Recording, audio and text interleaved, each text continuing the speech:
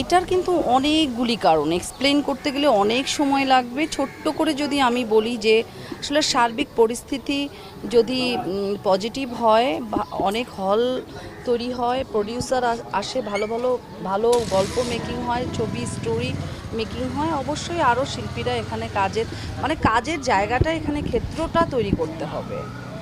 আর নির্বাচনটাকে আপনারা একটা জিনিস দেখছি যে নির্বাচনের সাথে ছবির তৈরি করার যে বিষয়টা এক করে ফেলা হচ্ছে।